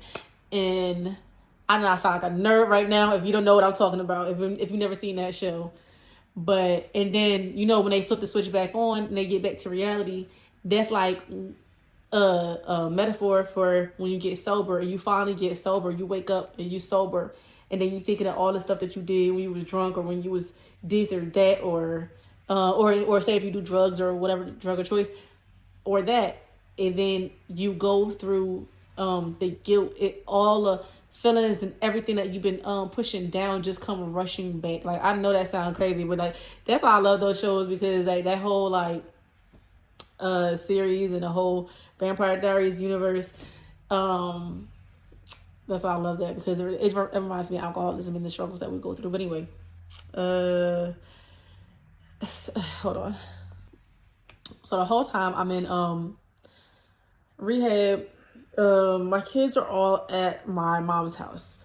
They don't stay home with my kid's father. I send them over there because he has to work. In rehab, he's calling me, checking up on me. He said he's gonna I had cats at the time, 2 cats, and I don't know, he wasn't doing a very good job taking care of my cats, and he was like, I don't know, I was gone for 5 days, and when I left, the house was like a mess.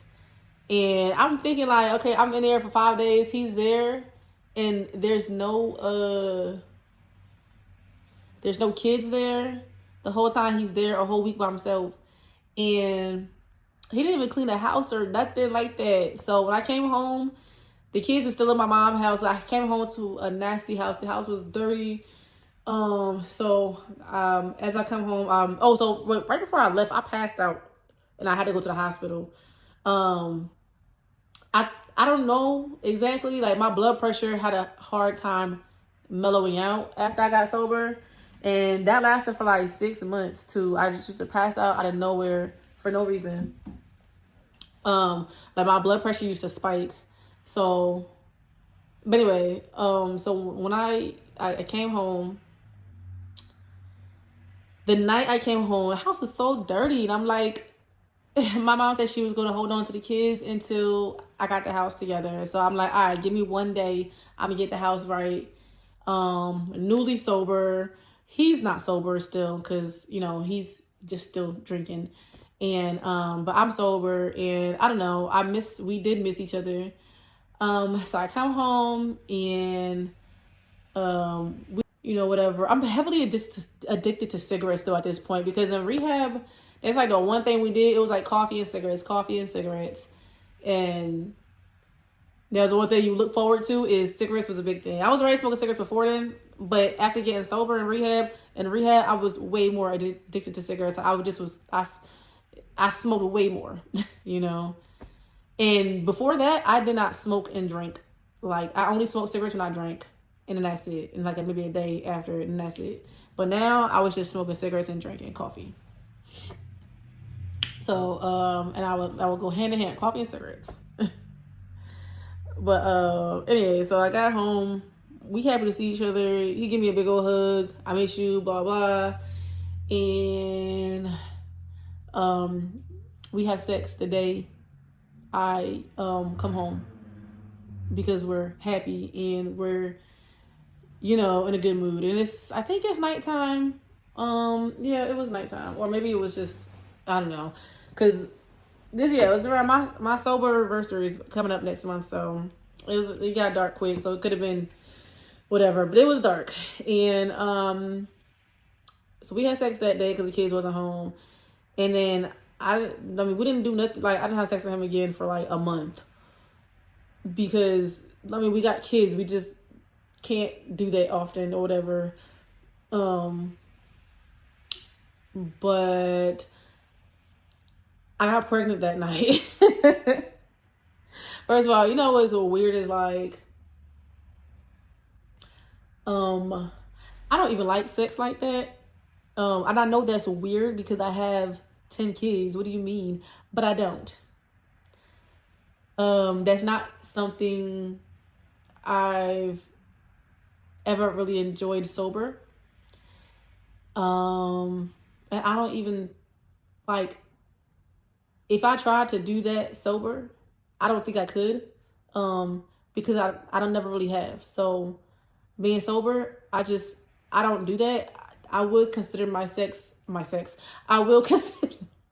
I almost consider myself asexual because I don't have sexual desire. Maybe it's just because I be in mom mode all day, and I don't know, but I don't have that type of desire.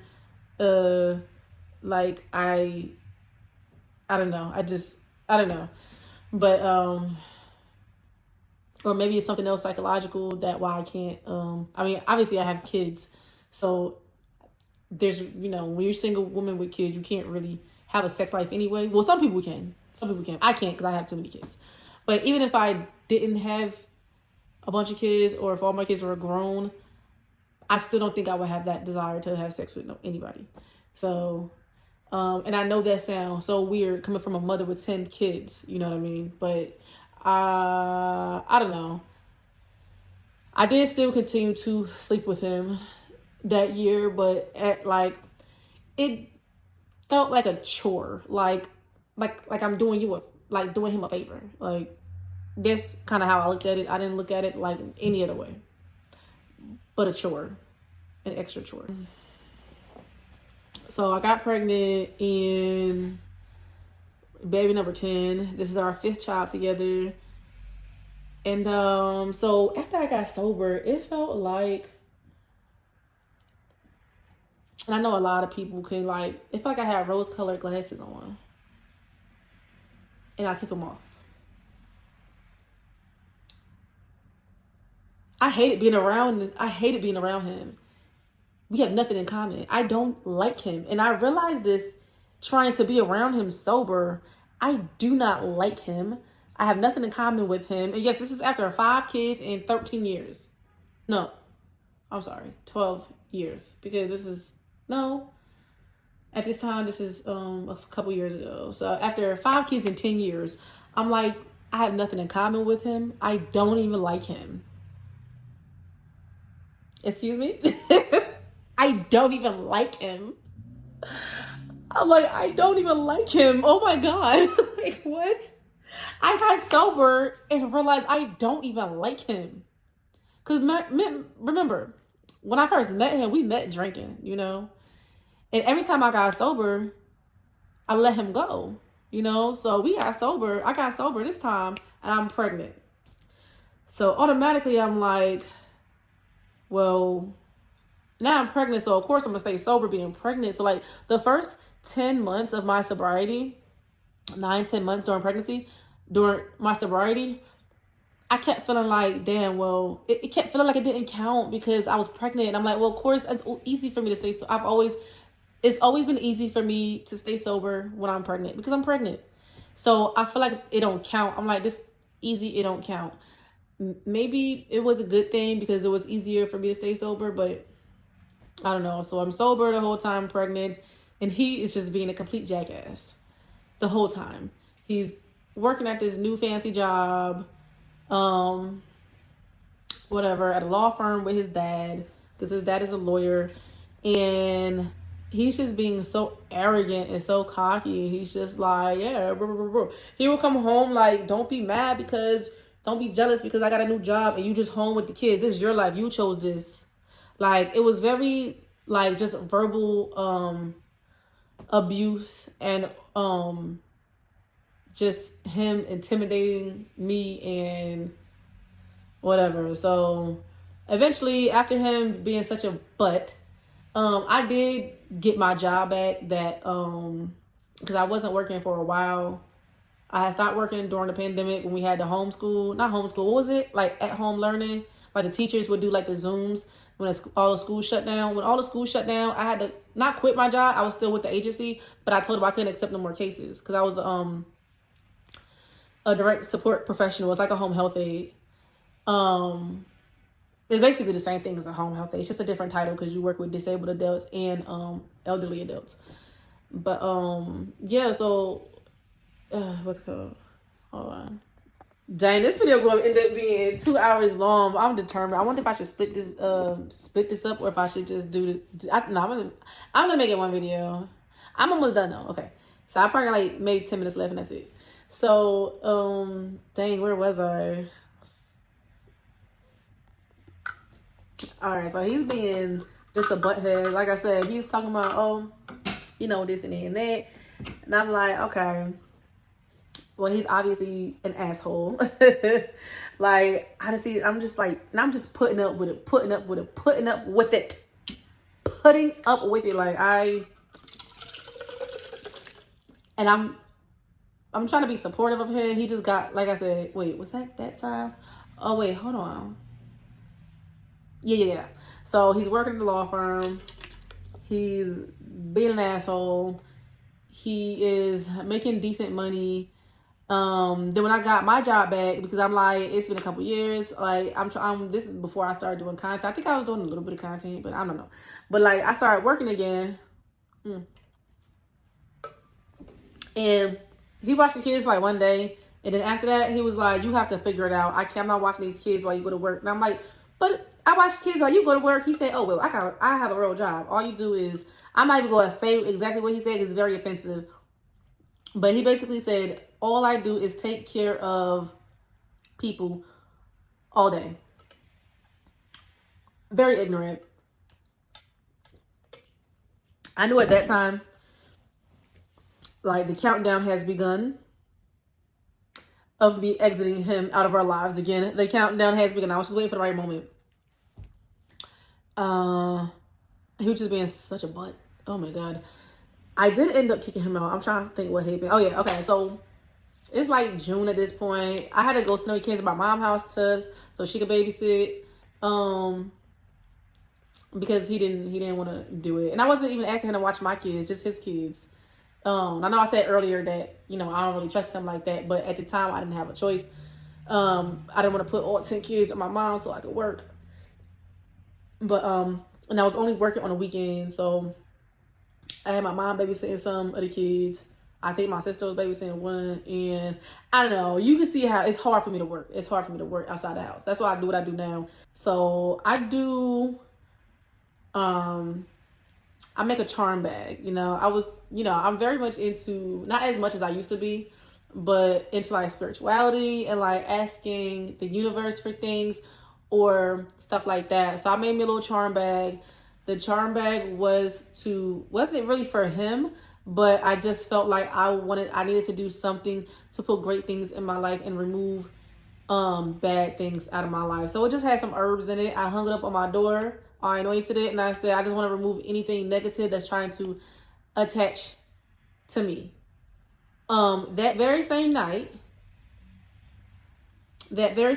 he got in my face because I found a condom in his bag. It did like an old ass condom, but it was in his bag. And I confronted him about it. I'm like, what is this condom? And he was like, oh, this old as hell. He got angry at me. He called his father, talking about, dad, dare you, blah, blah, blah. And putting his father on the phone. He was drunk. He used to drink a lot at work, working in a law firm with his dad, because he used to be in charge of like staging the conference rooms with making sure the meetings had enough wine, enough beer, and stuff like that. People in them law firms be drinking.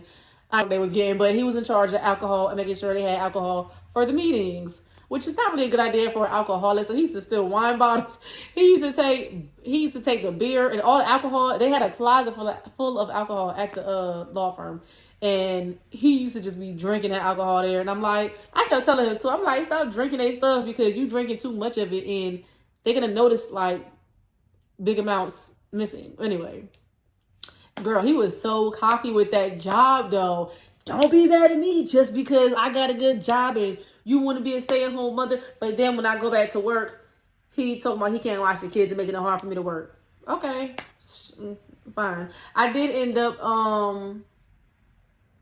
leaving that job because they end up seeing something on my record that I was trying to hide something on my record. It was like something from the past.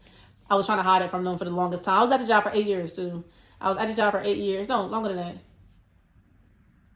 I think between 8 and 10 years, I was at the job taking care of different people. Let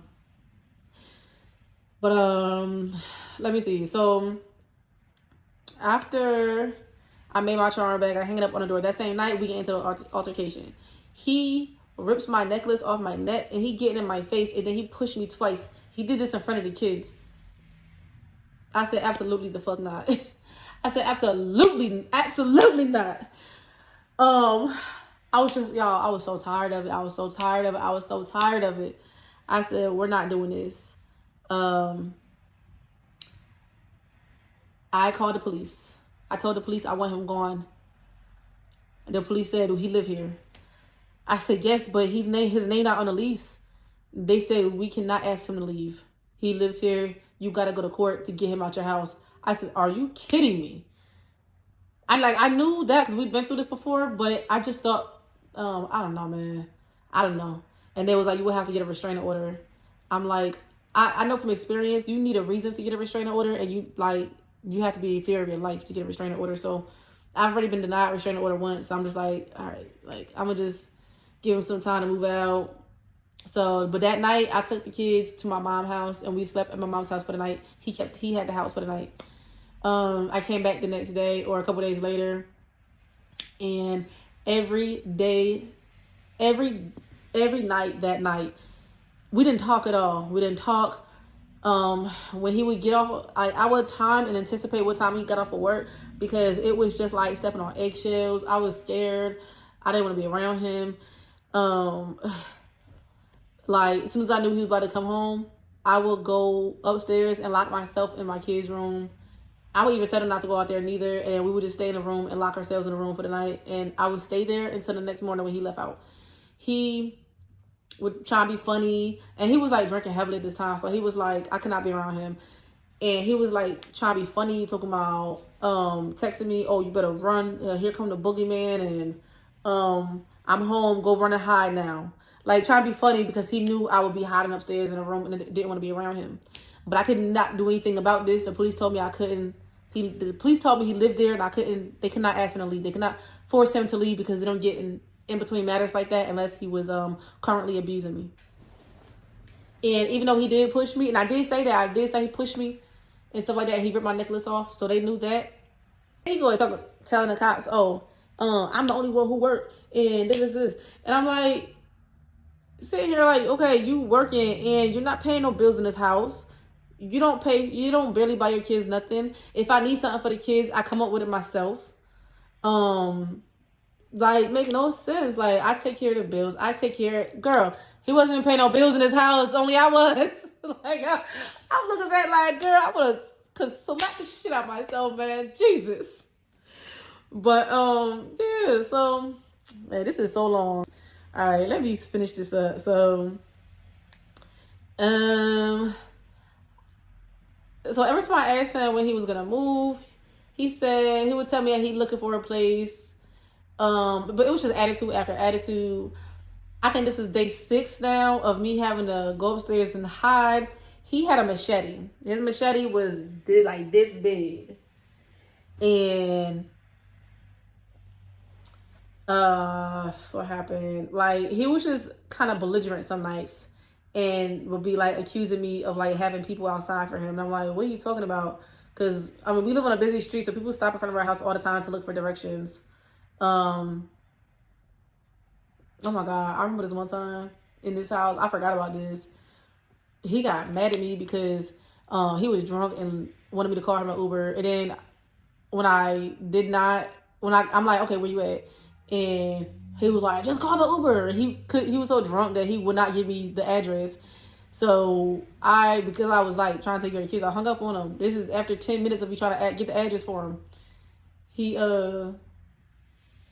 I had to hang up on him. And then when he got home, he slapped the fuck out of me, man. He smacked the dog shit out of me. And I told the kids go upstairs. I told the kids I told the kids to go upstairs. My eyes fill up with tears. Many kids asleep. He slapped me awake. He slapped the fuck out of me awake.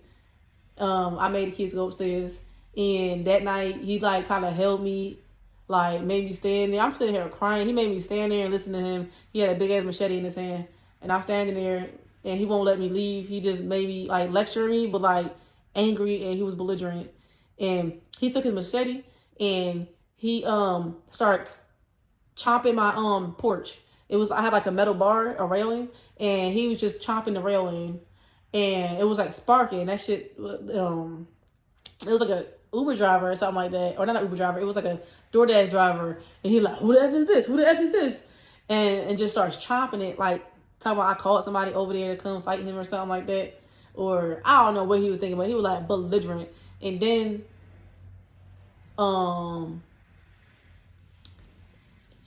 told me he was one day, he's like, one of these days I'm gonna kill you, yo. One of these days I'm gonna slice you up. It's just gonna happen. Nobody gonna find your body. I'm gonna slice you up in pieces. I'm gonna put you in a bag, and nobody ever gonna find you. And your kids ain't gonna have a mother. Just know one day that's gonna happen. And that he took the machete and he like laid it on top of me and he fell asleep. When I knew he was asleep, I took the machete out of his hand and I hid it from him. That was a side story on the machete and why I don't trust him having a machete. So now we back to where we at right now. And he's belligerent all the time. So I hide his machete and I hide he had another whip. He had another knife. So he had a big ass machete and a knife. I hid both of his weapons because I'm like, you ain't about to be on bad terms with me and have access to a weapon. No. So I hid it when he was at work. And when he came home, he was like, yo, where's my machete? He's texting me. And I'm telling him I would give it back right before he moves. I don't trust him. I don't feel comfortable. And I feel threatened because X, Y, and Z. I just told him what it was. And he was like, he texted me back saying, cool, keep it. I'm getting another one tomorrow and I'll bring another one to the house tomorrow. I took that as an immediate threat. Soon as he left for work, I called my mom and I said, come pick us up. I'm putting a restraining order on him today. And that's exactly what I did. And I'm like, I'm making the cops make him leave. I went to court. I had to produce all my evidence of everything that happened throughout the years and why this is a history that has repeated itself throughout the years. I had to tell them exactly what happened. I had to give them, this, that, and that on what happened. So they granted me the restraining order and we came to the house. The police took the machete out the house. I told them where I hid it. They took the machete. He didn't get arrested or nothing like that. He just had to leave the house because I now had a restraining order on him. And I was outside the house with my sister, watching them escort him out. And his dad came to pick him up. And he left with his father. And I didn't talk to him after that for a long time. And so like 3 or 4 months go by. And like I told him, he know I don't mess with him. I ain't talking to him. I'm still letting him have contact with his kids to his dad. Like his dad come pick the kids up, and so that he eats dinner with the kids like once a month or something like that. We do get back in contact eventually. He contacts me. He told me he got fired from his job. His job that he kept on throwing in my face. Oh, okay, good job, this, that, and that. And I'm like, that's what his ass get. I'm sorry. I've never been the type of person to be like, aha. But at that moment, I'm like, I don't care. I'm not going to be the bigger person. Like, that is what his ass get. Like, fuck out of here. Like, I don't know. So, he got fired because he was working with mostly women. And he was being intimidating towards the women that was working there. Like, just crazy. Like, think they was going to put up with his foolishness. How hard it is to get fired from a job that your daddy works at? That your daddy is the lawyer at that job and you got fired from that job? Like, I'm saying, that was crazy. So,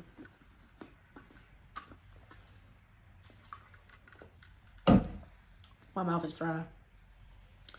But, so when he came back into our lives again, I was like baby steps to be in a kid's life. I had no desire. Wait a minute. I'm so confused. I think I mixed something up. Oh, no, I didn't. So he came back into our lives and he said he was going to get sober. That is the only reason, because he wanted my help to get sober. So he said is this like September when I let him back around? Because he said he wanted to be sober. So, okay. He didn't move back with us, but he came over a few times. I gave him the information. I set the whole thing up for him to go get sober. He said he's going to go to rehab. This is the first time he's trying to get sober. And since I knew him, I never seen him like be sober long term before. Because like I said, whenever he tried to stop drinking, he get to shaking. So he was like, well, I don't have no job right now, so I might as well go to rehab while I'm not working, because he did get another job when he had came back. He was working at like a I can't remember, but whatever. He had got fired from that job too.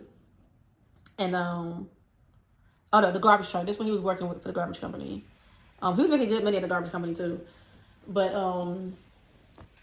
so he goes to rehab. He stays in rehab for 30 days.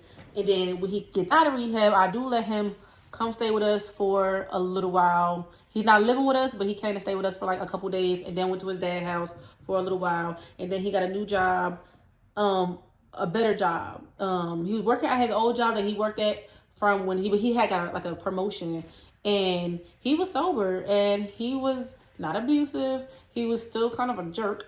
And okay, so I forgot to put something in there. So after like a few months after he got out of rehab, that's what it was. A few months after he got out of rehab, he was so cocky about, not only just cocky about his new job that he had got, also, so I was sober at that time. I'm sober a whole year. He's sober like a few months.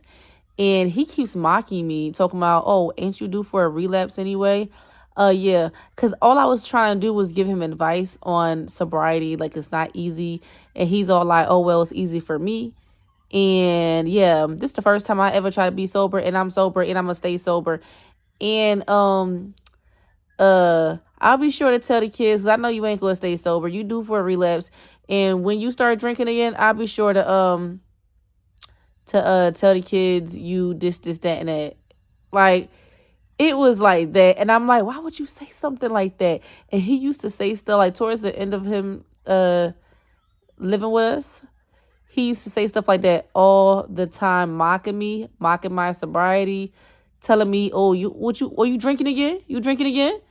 Oh, I found some alcohol bottles outside. Like, I don't know. We did have a problem where it's probably my older teenager, his friends used to hang out, and I think one of them used to drink and leave little nip bottles in front of my house, and like the by the trash on the curb. Either that, or I don't know. We live on a really busy street, whatever. But he used to always accuse me of drinking, saying, "Oh, is that your bottles out there? Yeah, that's probably you. You probably drinking again." And he was just so negative in my sobriety, and it's like, why would you try to be so negative with the mother of your children? Like, that shit was just crazy. But I just want to throw that in there. So that was part of the reason why I was just like, little by little, I'm like, I don't like him. He's a crazy person. Maybe I'm crazy too. But he wasn't abusive, and things I did get, like, I seen a side of him I've never seen before. Everything was good. Everything was good, and he is who he is. So, but he wasn't belligerent. He was sober. And from what I know, he's still sober. He's been sober a few years now. But, he's been sober from alcohol a few years. But what happened was, the reason why I decided to cut him off, one of the reasons was because he started doing drugs. And he was doing ecstasy. After I found that out, first of all, I'm leaving a really important part to this story out for privacy reasons. But I found out he was doing drugs, and I said, nah, he gotta go. I packed his bags when he was at work, cause he was living here part-time. Like, he would live here on the weekends and then be out of state during the week. I packed all of his stuff up, and I've not talked to him since then. This is a year and a half ago. I've not talked to him since then. I already said, whatever soul tie that we had, that trauma bond, that's gone, yo. That's gone. That's gone. I will never talk to that man again. Next time, I don't mean to be morbid, but the next time I will have to see him is at his parents' funeral. I don't mean to be morbid, and hopefully that's not for 30, 40, 50 more years, But that is probably the only other time I would probably have to see him in life. Like, I'm done with him. And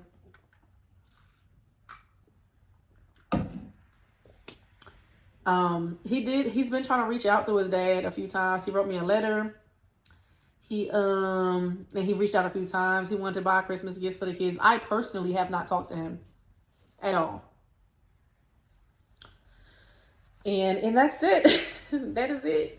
This is gonna be like 3 hours long. Oh my God.